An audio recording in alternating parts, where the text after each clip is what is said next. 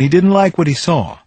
Neither did I, because I was looking at a powerfully built male who beat up on women and sometimes burned them with lit objects.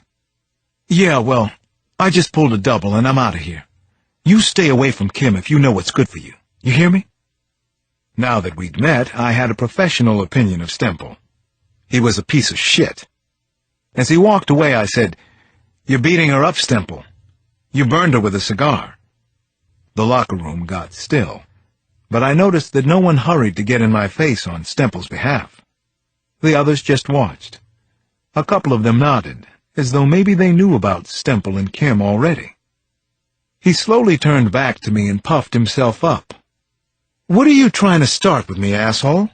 Who the hell are you? She screwing you?" "It's nothing like that. I told you. I just came here to talk. If you know what's good for you, you should listen." That's when Stemple threw the first punch. I stepped back and he missed, but not by much. He was definitely hot-tempered and strong.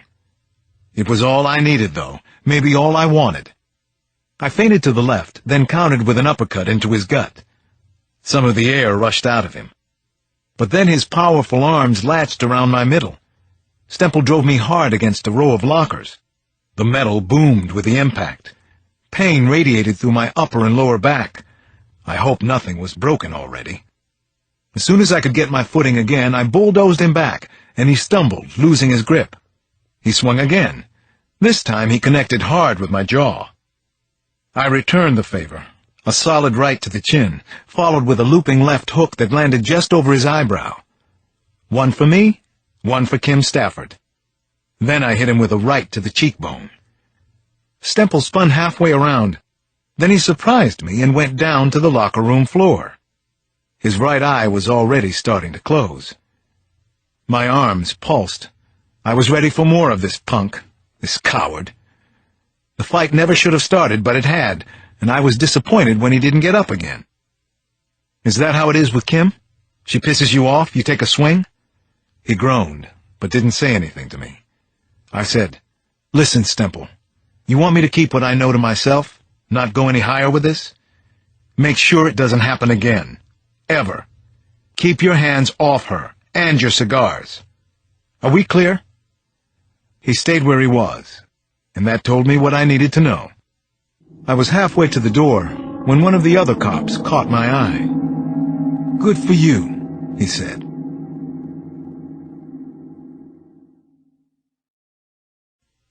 Chapter 71. If Nana had been working the Georgetown case in her own inimitable style, she'd have said it was simmering about now. Sampson and I had tossed a bunch of interesting ingredients into the mix, and we'd turned the heat up high. Now it was time for some results. I looked at the big man across a table full of crime reports spread out between us. "I've never seen so much information lead to so little," I said grumpily. "Now you know what I've been dealing with on this," he said, and squeezed and unsqueezed a rubber stress ball in his fist. I was surprised the thing hadn't burst into a million pieces by now. "This guy is careful, seems smart enough, and he's cruel. Got a powerful angle, too. Using his souvenirs to threaten these women, making it personal. In case you hadn't figured that out already," I said. I was just talking it through out loud. Sometimes that helps. My thing lately, my habit, was pacing.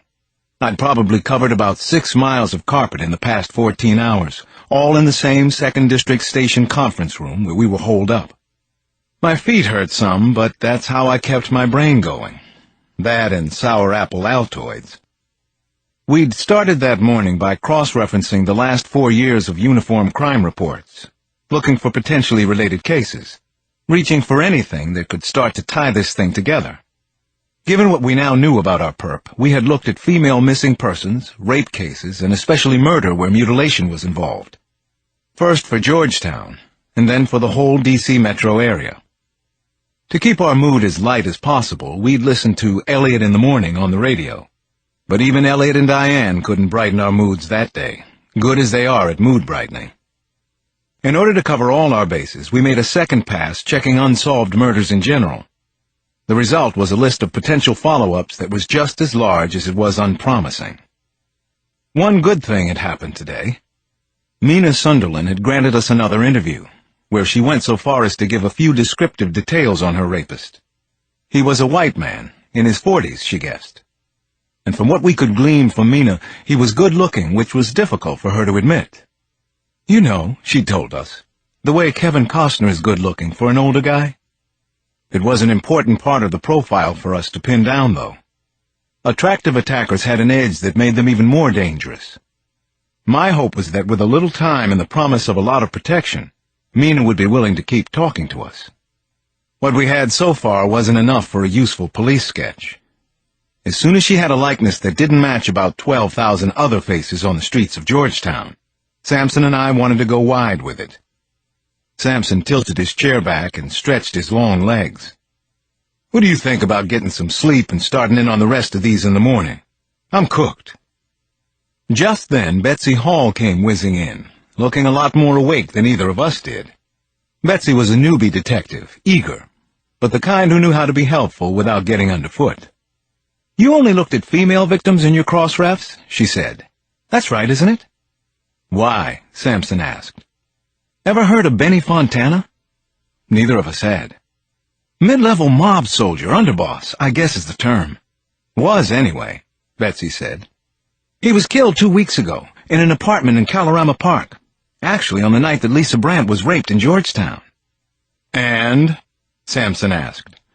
I could hear the same tired impatience in his voice that I felt. So? And so this. Betsy flipped open a file and spread half a dozen black and white photographs out on the table.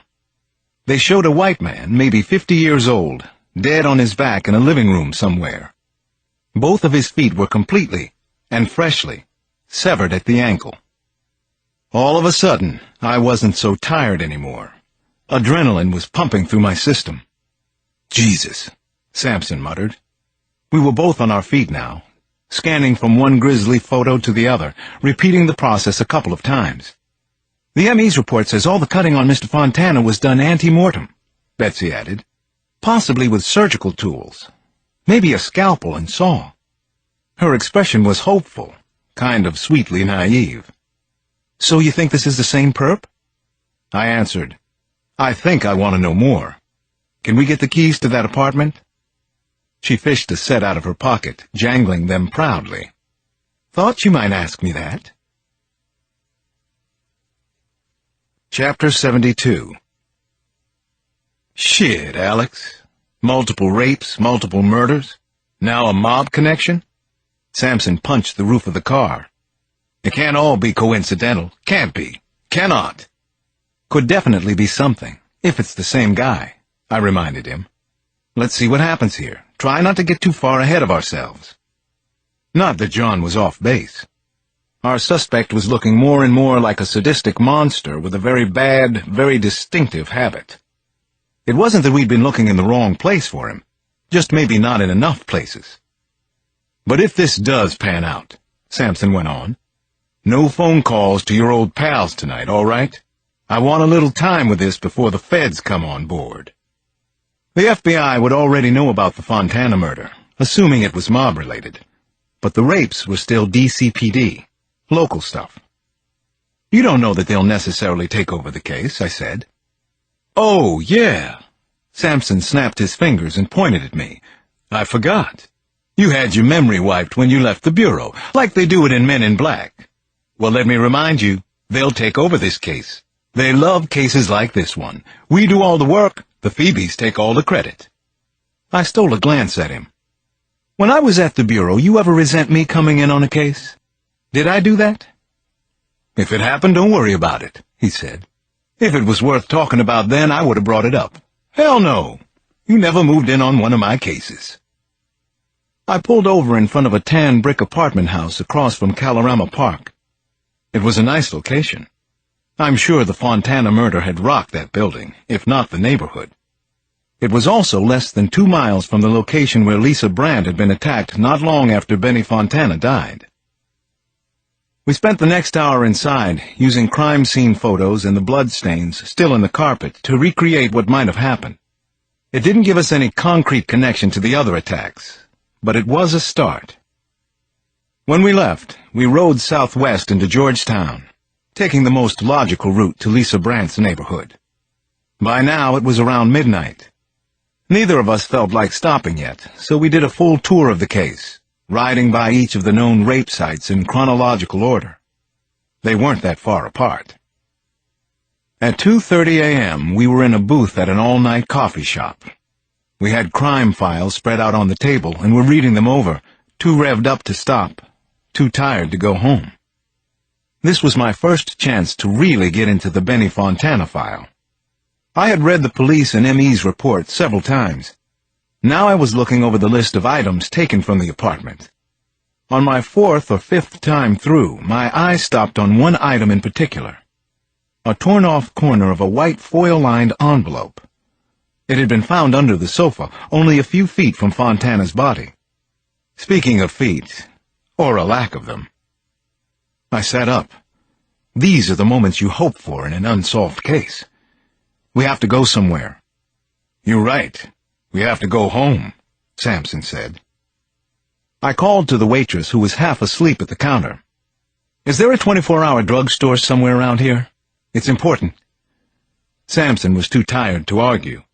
He followed me out of the coffee shop and around the corner, up a few blocks to a brightly lit Walgreens. A quick scan of the aisles inside, and I found what I was looking for. Mina Sunderland said the pictures she saw were Polaroids. I ripped open a box of film. You have to pay for that first, a clerk called from the front. I ignored him. Sampson was shaking his head. Alex, what the hell are you doing? The evidence list from the Fontana murder scene, I said. There was a white foil-lined envelope, a piece of one anyway. I pulled the new envelope out of the box, tore off a corner, and held it up. Just like this. Sampson started to smile. He took pictures of Benny Fontana after he cut him up. John, it's the same guy. Chapter 73. I worked a long, long day, but the next night I was grounded. Nana had a weekly reading class she was teaching at the First Baptist-run shelter on 4th Street, and I stayed home with the kids. When I'm with them, there's nowhere I'd rather be. The problem sometimes is just getting me there. I played chef for the night. I made my and the kids' favorite, white bean soup, along with a chopped Cobb salad, and I brought home some nice fresh cheddar bread from the bakery next to my office. The soup tasted almost as good as Nana's. Sometimes I think she has two versions of every recipe, the one in her head and the one she shares with me, minus some key secret ingredient. It's her mystique, and I doubt it's changed much in the last half-century. Then the kids and I had a long overdue session with the punching bag downstairs. Janny and Damon took turns pummeling leather, while Allie ran his trucks around and around the basement floor, which he declared was I-95. Afterward, we migrated upstairs for a swimming lesson with little brother. Yes, swimming. It was Janny's concoction, inspired by Allie's reluctance to get into the bathtub. Never mind that it was even harder to get him out of the bath once he got started. That distinction was lost on him, and he refused every single time as if he were allergic to clean. I was skeptical about Janny's idea, until I saw how it worked. "Breathe, Allie," she coached him from the side. "Let's see you breathe, puppy." Damon kept his hands under Allie's belly, while Allie lay face down on top of the water, mostly blowing bubbles and splashing around. It was hilarious, but I didn't dare laugh, for Janny's sake. I sat at a safe, as in dry, distance, watching from the toilet seat. "Pick him up for a second," Janny said. Damon stood the big boy up in the clawfoot tub. Allie blinked and sprayed out a mouthful of water, his eyes gleaming from the game. "I'm swimming!" he declared. "Not yet, you're not," Janny said, all business. "But you're definitely getting there, little bro." She and Damon were practically as soaked as he was, but no one seemed to care. It was a blast. Janny was kneeling right in a puddle while Damon stood up and gave me a conspiratorial oldest child look that said, "Aren't they crazy?" When the phone rang, they both sprang for the door. "I'll get it," they chorused. "I'll get it," I said, cutting them off at the pass. "You're both sopping wet. No swimming until I get back." "Come on, Allie," I heard as I started out of the bathroom.